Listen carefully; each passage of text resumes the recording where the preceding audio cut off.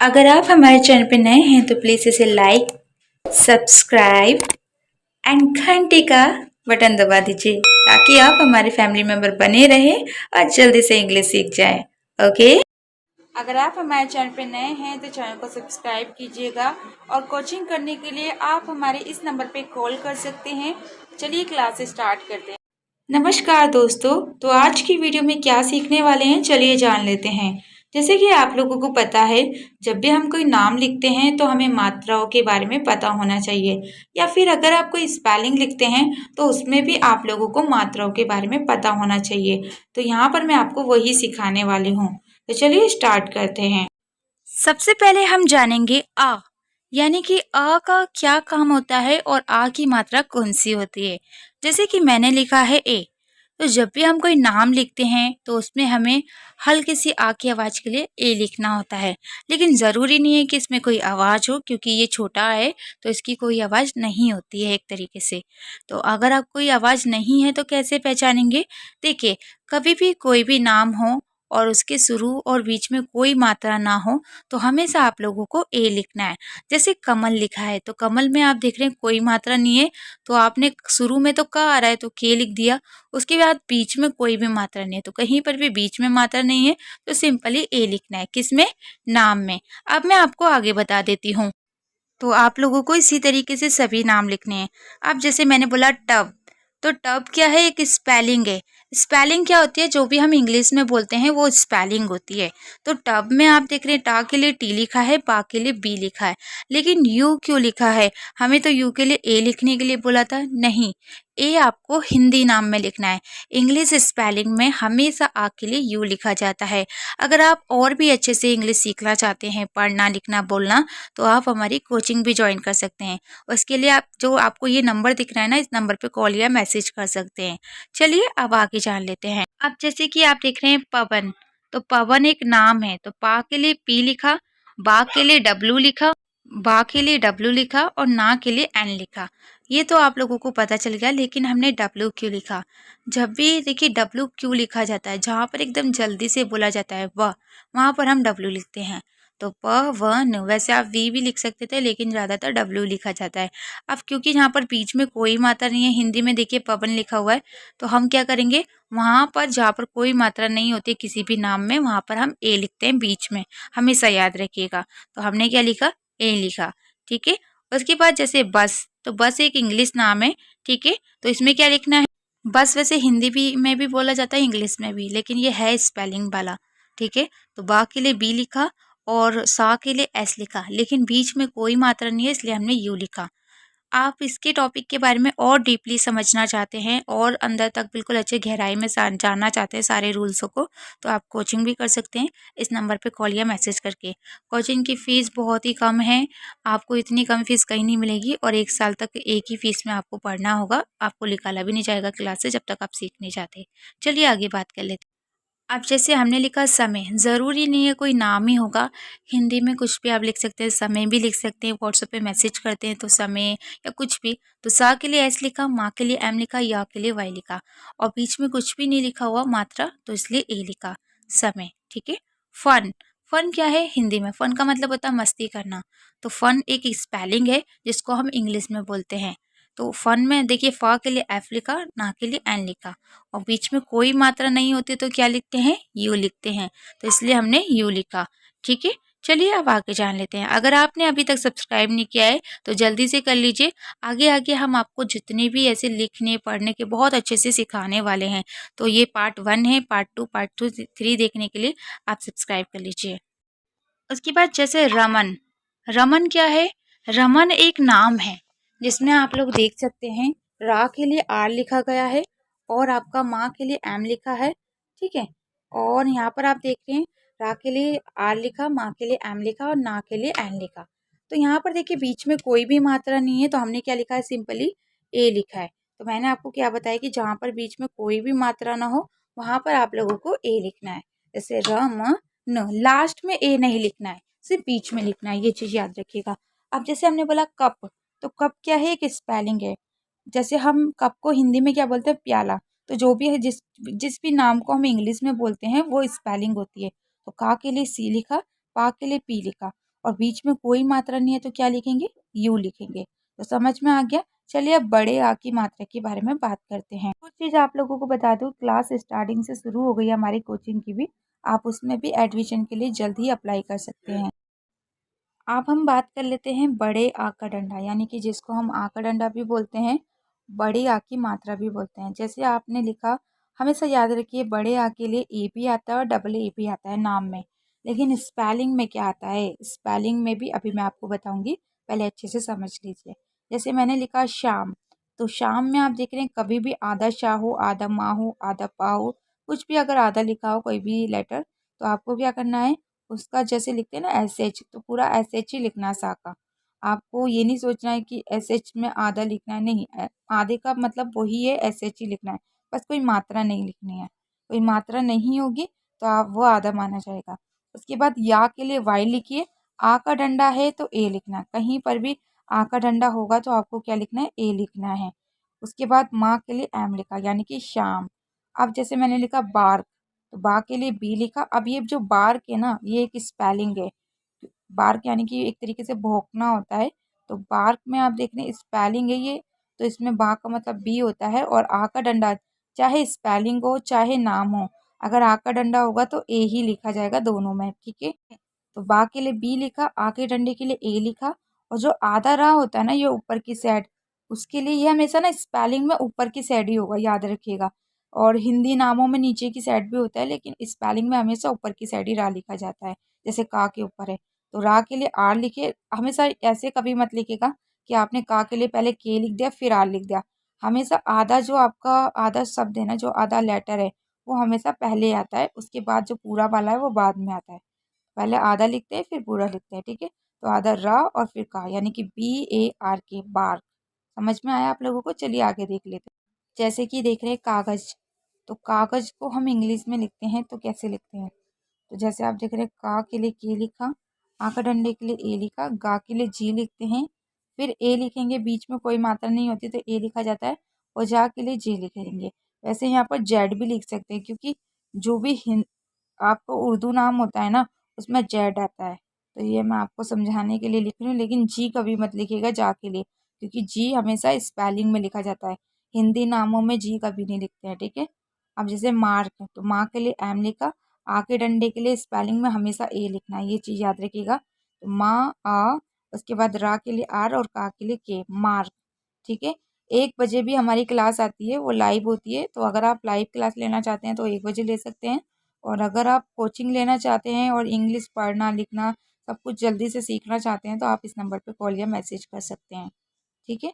चलिए आगे देख लेते हैं। अब जैसे बड़ा में जैसे काम, जरूरी नहीं आप कोई नाम ही लिखेंगे, आप हिंदी में भी कुछ भी लिख सकते हैं, क्योंकि जब हम मैसेज करते हैं तो हम कुछ भी लिख सकते हैं। तो काम में देखिए, का के लिए के लिखा है और आ के डंडे के लिए डबल ए लिखा है। अब यहाँ पर डबल ए क्यों लिखा है, हमने तो अभी तक सिर्फ ए लिखा था। देखिए, जहाँ पर आ का डंडा थोड़ा लंबा बोला जा रहा हो, यानी कि अगर आ की आवाज़ थोड़ी खींच के आ रही हो, धीरे बोली जा रही हो काम, वहाँ पर आपको डबल ए लिखना है। और जहाँ पर ज़्यादा लंबा नहीं बोला जा रहा, जैसे मैंने बोला अभी बीच में मैंने कुछ बोला कागज या कुछ भी, तो इतना लंबा नहीं खींचा। जहाँ पर आ की आवाज़ ज़्यादा लंबी खींची जा रही है वहाँ डबल ए लिखना है, और जहाँ पर ज़्यादा लंबी नहीं खींची जा रही है वहाँ पर ए लिखना है। और माँ के लिए तो एम लिखना है, बहुत ही सिंपल है। अब जैसे मैंने बोला कार, तो कार, वैसे हिंदी में हम कार को गाड़ी बोलते हैं और इंग्लिश में हम कार बोलते हैं, तो ये क्या है, स्पेलिंग है। तो स्पेलिंग में भी आपको आ के डंडे के लिए ए लिखना है, ठीक है। जैसे मैंने का के लिए क्या लिखा, सी, और आ के डंडे के लिए क्या लिखा है, ए। तो सी ए आर, यानी कि कार। तो जहाँ पर भी आ का डंडा हो वहाँ आपको ए लिखना है। तो ये आप लोगों को समझ में आया। और ए को पढ़ना क्या है, देखिए छोटी स्पेलिंग में ए आर को आर पढ़ते हैं, बड़ी स्पेलिंग के लास्ट में है तो आर पढ़ते हैं। वो मैं आपको ज़्यादा अच्छे से समझाऊंगी जब कोई सी पढ़ने की टॉपिक की वीडियो होगी तब, ठीक है। तो यहाँ पर अगर आप लोगों को ये अच्छा लग रहा है तो एक लाइक ज़रूर कीजिएगा। चलिए आगे सीख। अब जैसे हमने लिखा राम, तो रा के लिए आर लिखेंगे, आ के डंडे के लिए ए लिखेंगे, और माँ के लिए एम लिखेंगे। यहाँ पर ज़्यादा खींच के नहीं बोला, अगर डबल ए लिख देंगे तो वो पता है कैसे बोला जाएगा, राम, राम। तो आप ऐसे थोड़ी ना बोलते हैं राम, आप कैसे बोलते हैं, राम, सिंपली। तो जब ज़्यादा आ का डंडा खींच के बोलते हैं वहाँ पर हम डबल ए लिखते हैं, ठीक है। अब जैसे मैंने बोला बार, तो बार एक इंग्लिश से ना मतलब इंग्लिश से स्पेलिंग है। तो बा के लिए बी लिखा, आ के डंडे के लिए ए लिखा और रा के लिए आ लिखा, ठीक है। चलिए अब आगे जान लेते हैं, ठीक है। अगर आपने अभी भी सब्सक्राइब नहीं किया है तो जल्दी कीजिए, क्योंकि पार्ट 2 इसका जो आएगा वो बहुत इंपॉर्टेंट है, जब भी आप सीख पाएंगे। अब जान लेते हैं छोटी ई की मात्रा। छोटी ई की मात्रा सभी में सिंपल होती है, चाहे वो स्पेलिंग हो, चाहे वो कोई नाम हो।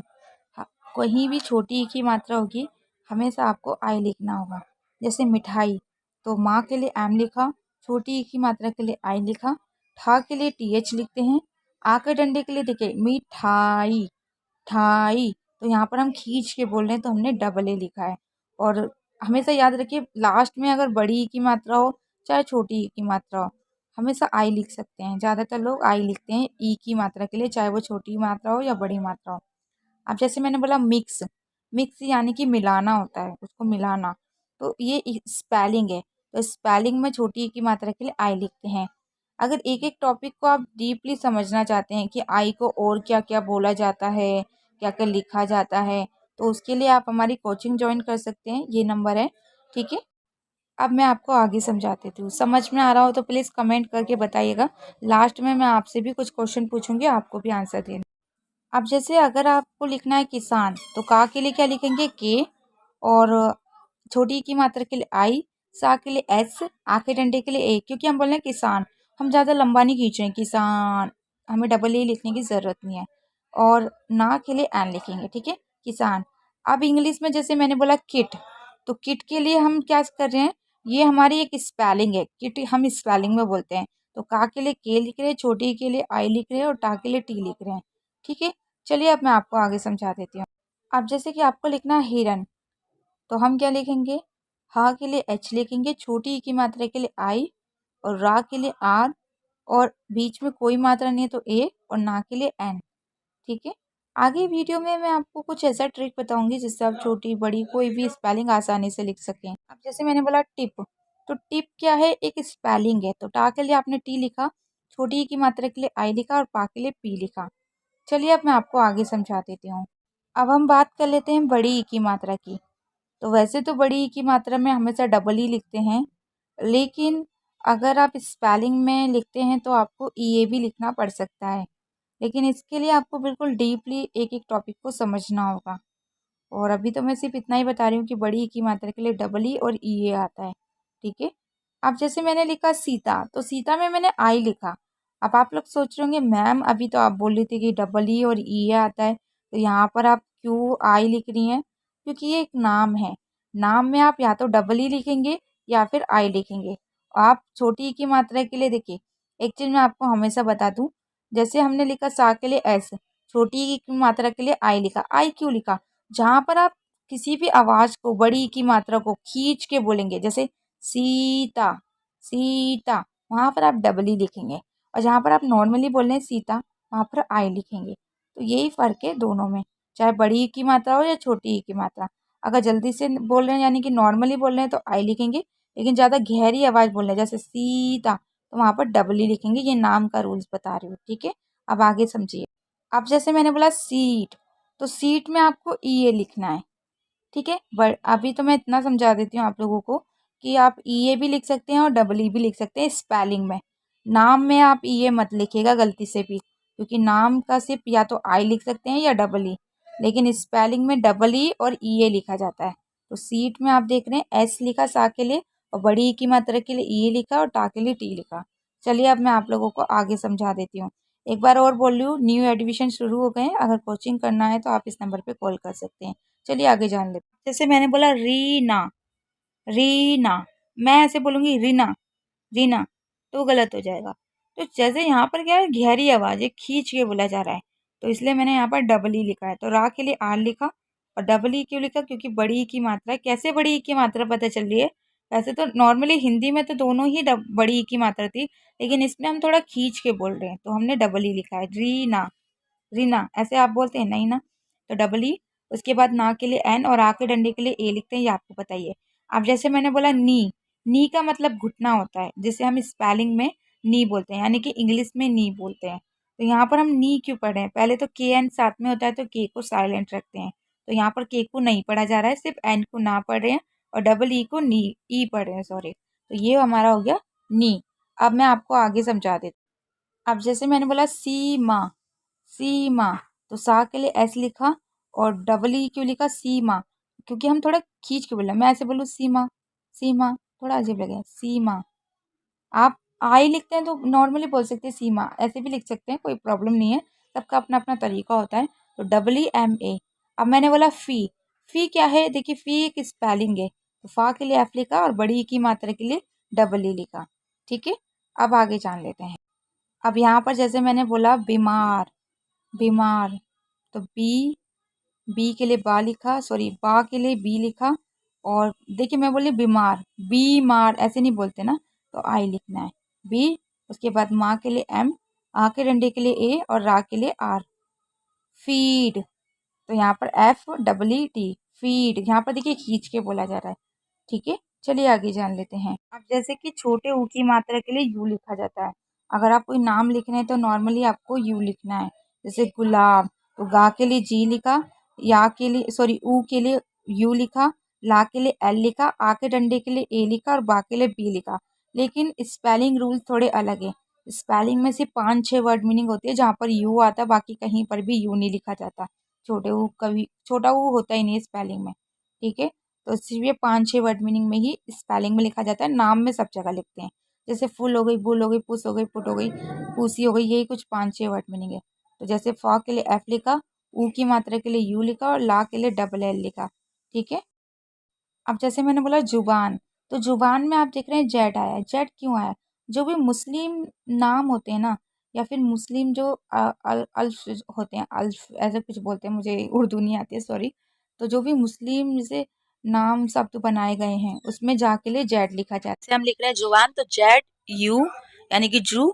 उसके बाद बा के लिए बी, आ के डंडे के देखिए हम आ के डंडे में डबल ए क्यों आ रहा है? जुबान। इसलिए यहाँ पर जा के लिए जेड लिखा जा रहा है। ऊ की मात्रा के लिए यू लिखेंगे, बा के लिए बी लिखेंगे, और क्योंकि आ का डंडा यहाँ पर खींच के बोला जा रहा है जुबान, इसलिए डबल ए लिखा है और ना के लिए एन लिखा है, यानी कि जुबान।